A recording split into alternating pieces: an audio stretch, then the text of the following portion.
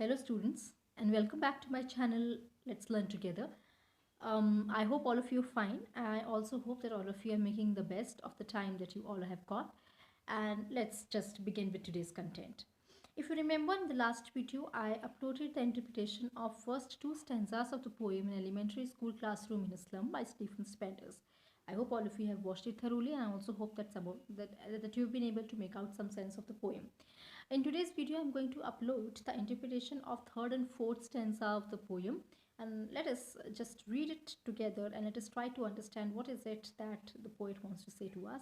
And uh, in the first two stanzas, if you have read them carefully in the notebook, in your textbook, I'm sorry, in your textbook, then you know that there is a very subtle theme of social injustice which is continuously being surfaced by the speaker. You find that the in the first two stanzas there is this scene of elementary school classroom where of course the students are all from the slum area, as it has been told to us right from the beginning, or in the title itself the students are from the slum area, which means that the parents of those students are, or these families are basically very poor and downtrodden, and and they have no access to good economic resources or to any other resources for that matter, which has affected their life very badly. So in the first two stanzas, the speaker gives us a physical description and also a mental and intellectual description of the students of these classrooms, where you find these class students completely disinterested and malnutrition. Disinterested not only in academics but in life also, and malnutrition because, as I told you, they do not have right kind of access to a lot of variety of resources which a normal human being should have to continue a decent living. Therefore these students, since they do not get right kind of food, their bodies are weak, they are very feeble, and some of them have are not able to sit properly. Another one of them have got a gnarly diseases from their parents. Somebody is having a size of an eye, and there's just one student who is an exception, who has been sweet, unnoted young student who's sitting at the last bench probably of the classroom and is thinking about something. So you find these students completely ripped off life, completely um, uninterested in life, completely uh, inactive and passive. This is not what generally children are like, because the minute you think about children, all you think about is a lot of energy and vivacity, and there is this lifelessness, there is this liveliness, and there is this, there's this love for life and everything. For example, in my mother at 66 also, we saw that how these children are coming out of the house and sprinting and spilling out of their homes. If you remember that particular image that has been created to contrast it with the old age of the mother. Then the next stanza talks us about how there are variety of, you know, these teaching aids which are being put up on the walls of the classroom, but they're completely useless because children are not able to read it. There's Shakespeare's photograph which is there, which children probably don't understand. Then there's other pictures of civilized nations, other pictures of beautiful valleys. There is the open-handed map, and all these things children are not able to comprehend, and they are able to make any sense of these teaching aids, which means that all these teaching aids are not serving their purpose, and these children are completely deprived of education also. They're not able to get good education. At the same time, you find that the building, the sour cream walls, the teaching aids, everything is just futile for them, because students are not able to understand how to utilize them to their basic purpose, let alone to the maximum potential. Hmm? So today I'm going to go with the stanza 3 and 4. I hope you're carrying your books. If you're not, please do have your books along with you. It will help you a lot. And I'm reading firstly the third stanza, and then I'll read down the fourth stanza, and then we'll move on. Please keep a pencil and notebook if you can, so that you can keep on taking notes as I'm talking to you. So I'm just reading down the third stanza. I'm carrying the book here. If you have it, please do carry it with you. Surely Shakespeare is wicked, the map a bad example, with ships and sun and love tempting them to steal, for lives that slightly turn in their cramped holes from fog to endless night. On their Slagheap, these children wear skins peeped through by bones and spectacles of steel with mended glass. like bottles bit on stones. All of their time and space a foggy slum. So blot their maps with slum as big as tomb. Hmm? This is just the third stanza that I've just read out. Let us try to interpret um, the speaker's intentions here. Surely Shakespeare is wicked, the map a bad example. So now he's calling Shakespeare a wicked person. What is wicked? Wicked is definitely not a positive term. It's a negative term which could be used for any human being. Right? Wicked basically means somebody who is nasty, somebody who is notorious, somebody who is not positive, somebody who is not negative. It is opposite to a positive and a good person. So somebody who is negative, somebody who is nasty, somebody who is notorious, somebody who does not have all the good qualities. Okay, so Shakespeare is wicked. So was Shakespeare wicked? Well, no, Shakespeare was not wicked. But here the example, the photograph of the Shakespeare which has been hung on the classroom's wall, which should have actually acted as a motivation for the students to learn literature or to study literature, or which should have actually created or developed their interest in studying literature, has not served its purpose. So why do we hang the pictures of any person for that matter in our homes or probably in the classrooms? You would have generally seen the school's classrooms or the walls of the school classroom generally adorned with the pictures of national heroes. For example, in Indian context, you could have a picture of great leader Mahatma Gandhi, or of first Prime Minister of India, Pandit Jawaharlal Nehru, so on and so forth. Why do you think these pictures are basically hung? Because we continuously want to remember ourselves the kind of struggle these people had been through to bring us down to this stage of freedom.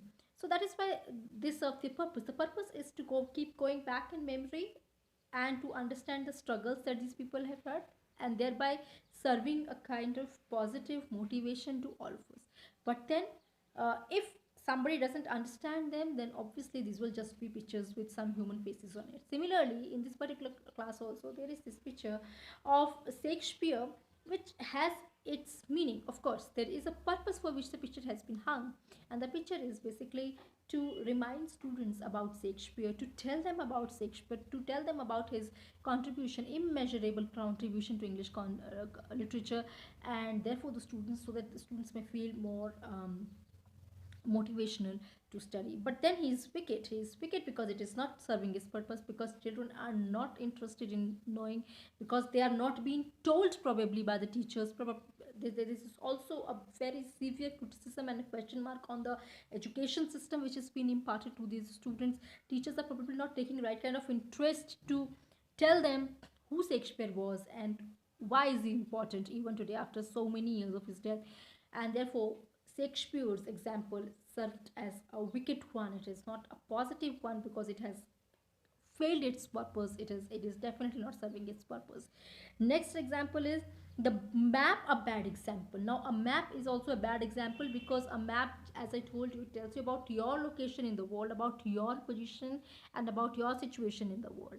So if you're not able to read the map, or if these students are not able to read the map, then definitely it is not serving its purpose. And once again, it's not a good example. It is not a good teaching aid. It is not something which should have it should have basically helped the students to know their world better and to know themselves in that world better, but it is not doing so, hence it's also a bad example. Let's move on. With ships and suns and love tempting them to steal for lives that slyly turn in their cramped holes from fog to endless night. Right?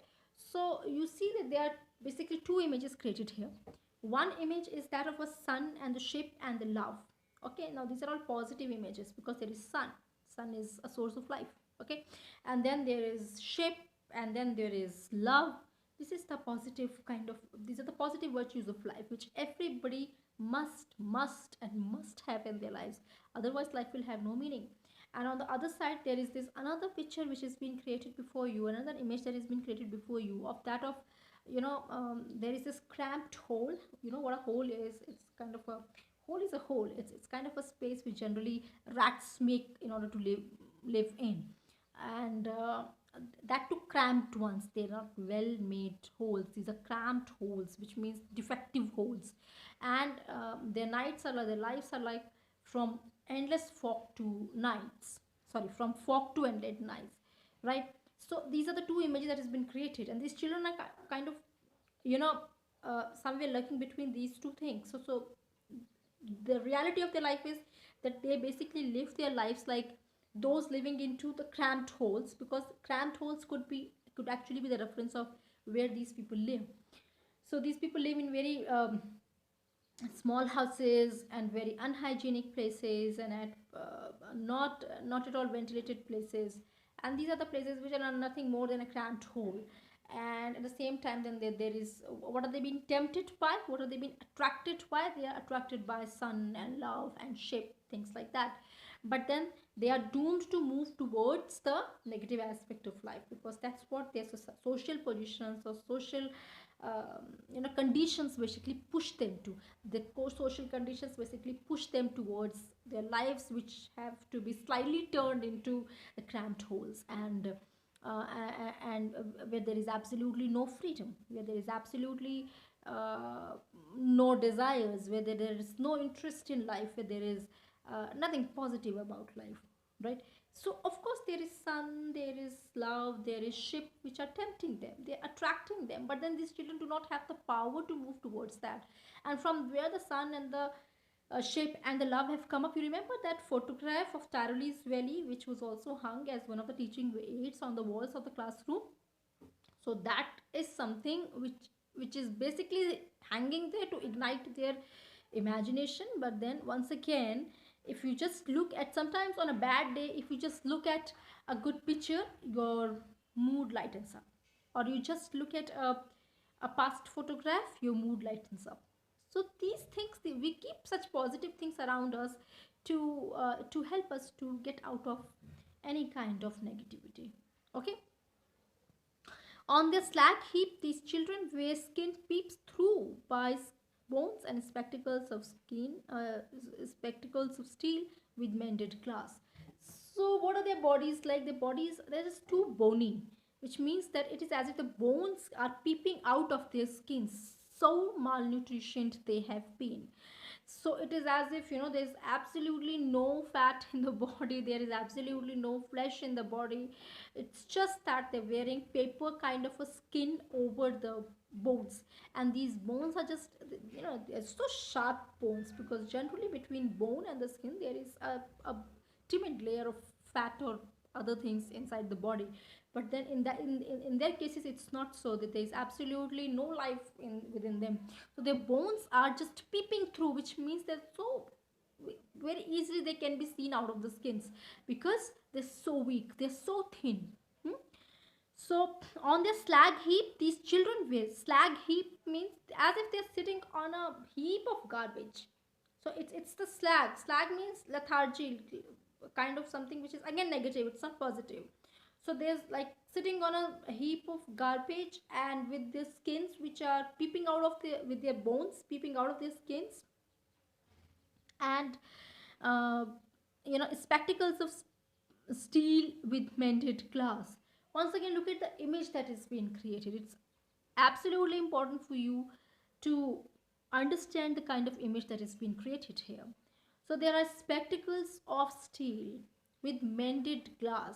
Now understand, specs are the glasses that people wear, those who have a defective eyesight or improper eyesight. So just imagine it now. Imagine a glass with a spectacle of steel, which mean a frame of steel, and the glasses within it, the glasses through which people view, they are mended, which means they are not the right one, they're not in the right position, they have broken up, and then they have been somehow put together so that they could be used. Okay, this is the image that is being created. So understand, this is how their lives are also, their lives are completely destroyed, destructed, just simply just been mended by their parents, probably mended by the government properly, so that they somehow are able to pull upon it. They're not at all living life, they're just pulling on it. Okay, they just somehow, their own life is like a burden on them, they are not at all enjoying life. So on their slag heap, these children wear skins peeped through by bones and spectacles of steel, with mended glass like bottles bits on stones. Bottle bits on stone. Once again, a very strong imagery that has been created before you is that, the life is like, if you throw a glass bottle on a stone, it will definitely crackle up. It will just get broken up into various pieces, into smaller pieces. This is how their life is, not whole, not organized, not complete, but broken like those simple and those small glass pieces of the bottle which has been broken upon a stone. This is how he is giving you the examples. So he's giving you many examples. He's talking to you about how their lives is basically cramped hole. How their life is like, as if they're sitting on a slag of heap. How is it that the life is like a spectacle of steel with mended glasses, and also their life is like, it's like a glass bottle broken against a piece of stone. This is how their lives are: broken, unorganized, disorganized, and totally useless. It has got no purpose to it. All of their time and space are foggy slum. What are the time and space are? Now they are basically many dimensions of living, but here we're basically looking at two dimension, time and space. These are absolutely two very important dimension in which we live. So there's time, what time and space is: the space that we all occupy. So for them, their time and their space both are like foggy slum. So it's not just the slum area which has been referred to here as the physical surrounding of their houses or around their houses, but it's also about how is it that, the mental condition, their quality of their life is also very bad. Sometimes it's possible that you might be, or somebody might be from a very rich family, or might be having all sorts of facilities, but still might not be able to use them because because of a wrong mental setup. But here in this particular case is that their physical surroundings are bad, their internal reality is also very bad. So their life and their time and their space are all foggy slum. They're like unclear. There's absolutely no surety about what their life is leading to and where they are going to head up to. So that is why it has been said that, you know their time and their space are like complete foggy slum, very unclear, very unhygienic, very aimless. There's absolutely no glory in their lives. There is no interest in their lives. So blot their maps with slum as big as tomb. So their maps are basically blot. What is blotting? Blotting is, for example, in earlier times people used to write with ink pens. They used to have a liquid kind of a thing. It was called ink. This was being put in, and it was difficult to write with the ink pens because generally the ink would keep on blotting out of the nib. So blotting is just coming up of a ink and putting on a paper, so it will leave a stain over there. So blotting could be anything. It's not necessary that it's just ink blotting. It could be anything. Basically, their maps, their world. Map basically refers to their world. Now their world are basically stained with fog. So now imagine a big picture which has fog on it. Now fog on it will actually mean that there is unclarity over here. There's absolutely no clarity over here, and that's how their lives are: unclear and negative. Unclear, poor, downtrodden, unnoticed, and without any aim. That's how their lives are like. Okay, so blot their maps with slum as big as doom. So their lives are blotted with the slum, which means they are born in slum, they're going to be brought up in the slum, probably they'll die in the slum. They will never be able to get out of it. So slum area, what you all of you know what slum areas are. These are the places which are occupied by, of course, by a very lower section of the society, those who are economically very poor, and these are the places where people live very close by. Their homes are very close by, and there is absolutely no proper ventilation. There is no hygienic place. So the slum is actually um, a very inhuman condition to live in. So he's referring to the slum. So these slum areas are completely blotted with fog, and they're also blotted as big as doom. Doom is destruction. So it's as if if they're all designed to destruct, they are never able to make any good thing about their lives, because they are basically designed to destruct. They are going to die it, and it's not a normal death. Everybody dies, but then their destruction has kind of begun right from the beginning of their life, because you see these children completely malnutrition, uninterested in learning, and do not have any kind of potential in them. Okay, so this is how, when you read the poem, there are images and images which have been presented to you. Pay attention to each and every image. Spend some time and then try to see that what is it that the narrator or the speaker is trying to convey. Let us move on to the last stanza, which is the fourth one. I'm just reading it out. Please pay attention. Unless governor, inspector, visitor. These map becomes their windows, and these windows that shut up on their lives like catacombs. Break open till they break the town and show the children to green fields and make their world run azure on gold sand, and let their tongues run naked into books, and white and green leaves open history theirs whose language is the sun. Hmm? So this, I would say, is the most optimistic and a hopeful paragraph or the stanza of the poem.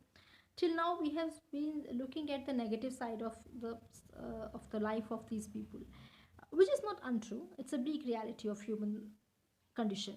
Definitely, there are most of the people in the whole world who are living under poverty line or below poverty line. Uh, but in the last paragraph, or sorry, in the last stanza, he is trying to give some hope to humanity. And how is it? You must understand that his solutions are very practical. He is not getting into any philosophical ideas, and he's basically talking about what actually could be done in order to take the students out of this state of poverty or this state of negativity. So he says, unless governor, spectre, and visitor, this map becomes their windows, and these windows that shut upon their lives like catacombs. So he is saying that, these conditions can only be improved when administration takes interest in them and tries something or come up with some kind of policies so that these people are able to. So uh, it is, as I told you, the poem is very much about social inequality. There is a big drift between the riches and between the poor, between those who are haves and have nots. There is a big drift. So this drift happens because those who are rich aren't taking an interest. They have just completely occupied, they have complete power over the maximum of the resources of the world which are under their control. Let me tell you, this particular population is very less. This is a very small population which has been able to grow very powerful and rich, and they have totally in their hand or in their control the complete the resources of life which are important. Whereas these people, they are many much in number, many more in number. Their number is extremely, like more than double or triple than what those who are riches are. But then these people suffer right from the beginning of their life to the end, because they do not have any access to the resources. Okay, be it education, even if there is an access, even if in the name of making some improvements in the society, or in the name of providing facilities to the poor, some improve school, a place like school is being opened, they are not in actual doing anything good for the children of these people who are poor. So he says that until these people take some interest, until administration takes some interest, nothing could actually be changed in the lives of these students. It is impossible to change anything in the lives of the students because administration is not taking any interest. So, as I told you, there is this economic inequality which happens, which occur between the society, and this can only be fulfilled, or this difference can only be filled in once the people like governor and inspectors start taking interest. So then he says that unless they start taking this interest, this map becomes their window. Open-handed map, remember? This open-handed map which is being hung in their classes, and they're not able to understand it.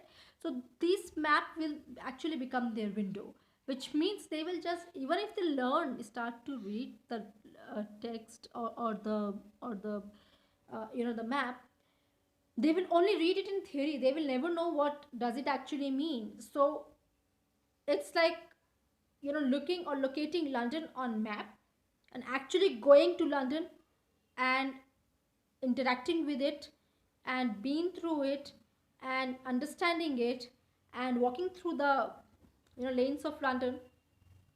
The two experiences are totally different, isn't it?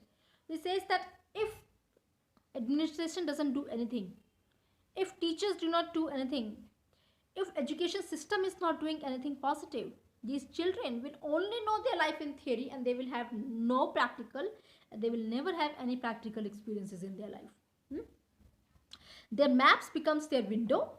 Their maps will become their windows through which they're only able to look at things from far. They're never able to go out there and understand things and interact with those things. So it's like just a window is a window. So outside a window, with they're like inside a room, they're looking at the window, trying to know things which are lying outside, but without having actually gone outside there. So this is what textbook understanding will give them. It might give them some information about life, but you understand life only by living it.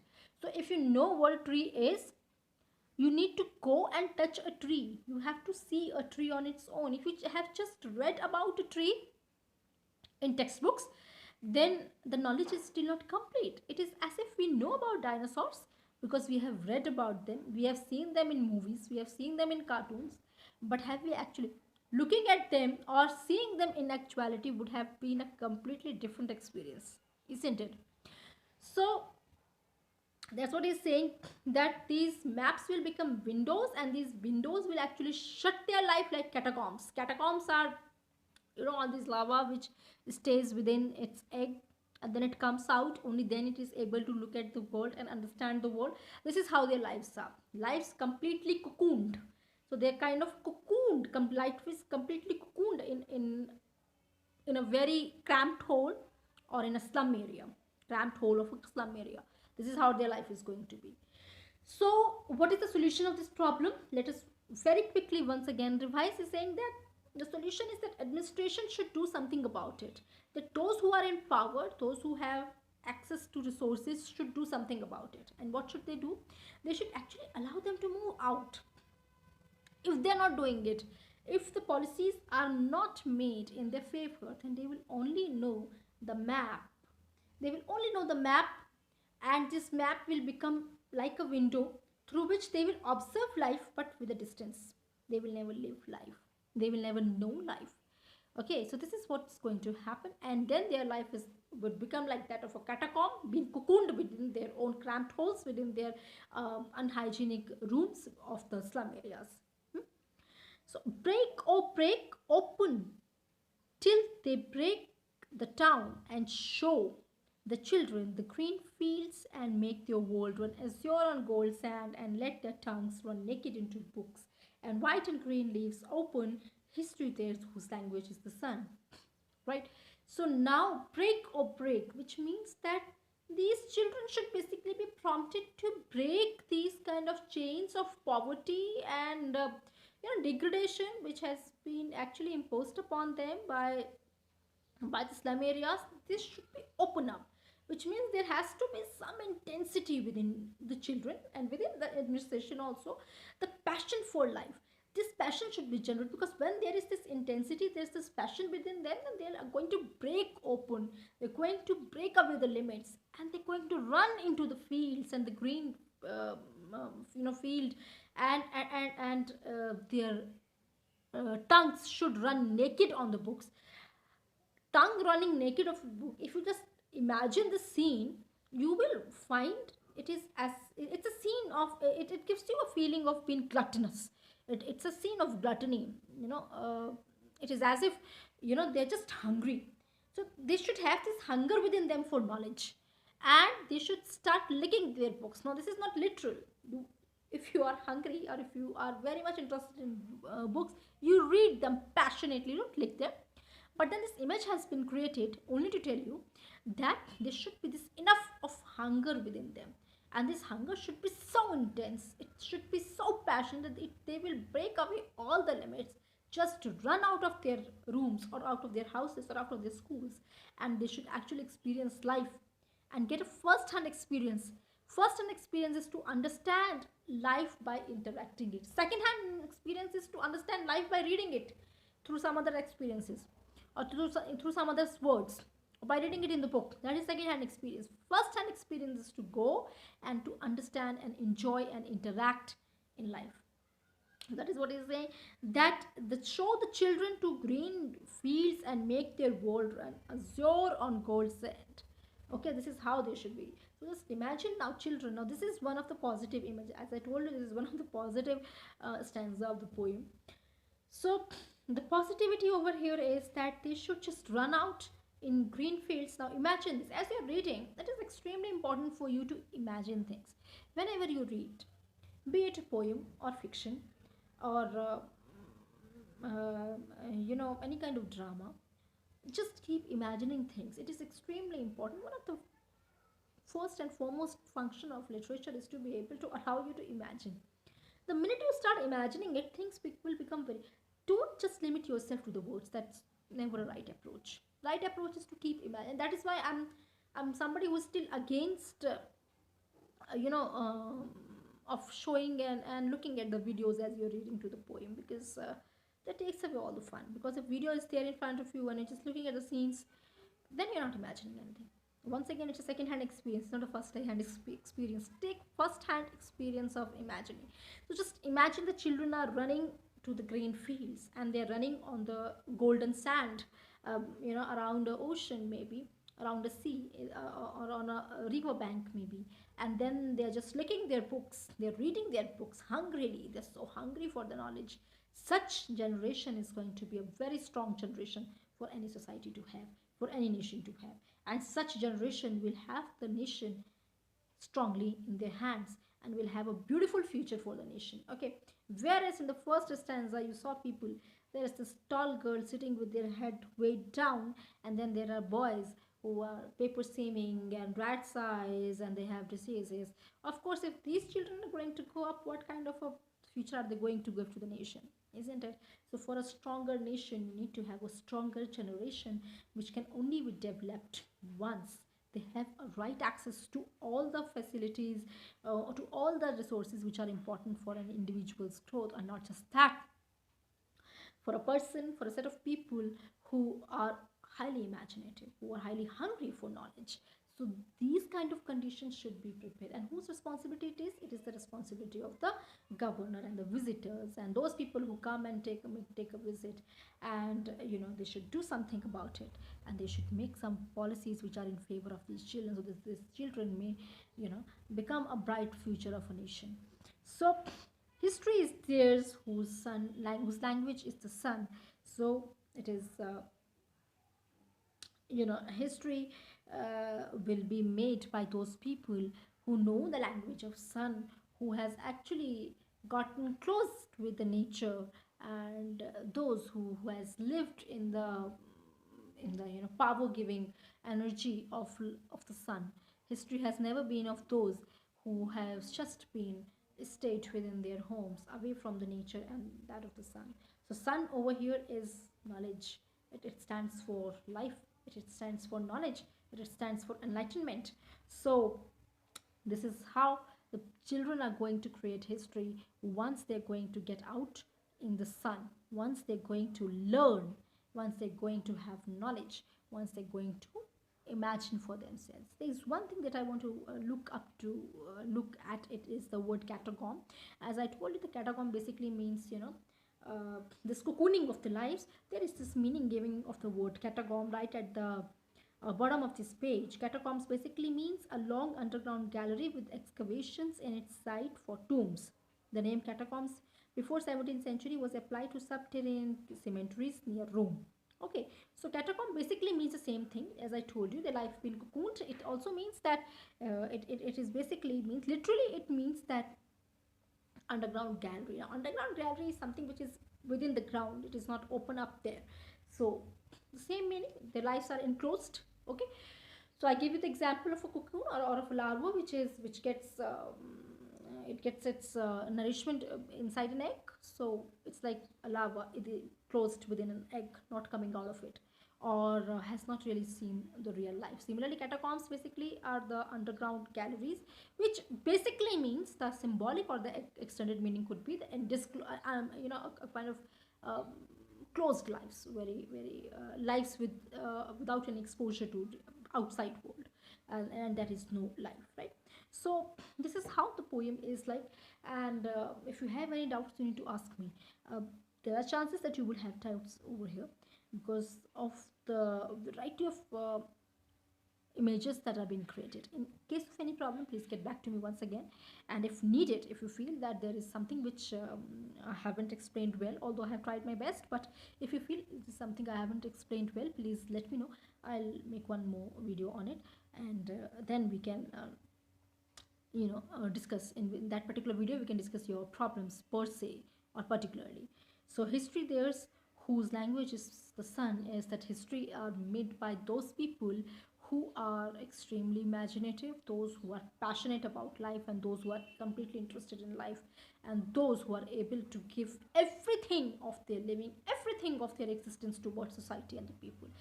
History are made by those and not by those who are half dead, half living, isn't it? So read once more, read many number of times. If there is any problem, as I told you, please get back to me. So with this, I'm closing this video. I hope you enjoy reading this poem. I know these videos can never compensate for classroom interaction, but that's how right now we are supposed to work like. So as I told you, please make the most of the time that you have got. Any problem, please get back to me. And with that, I hope you have a very happy, loving, and a learning day ahead. Thank you so much.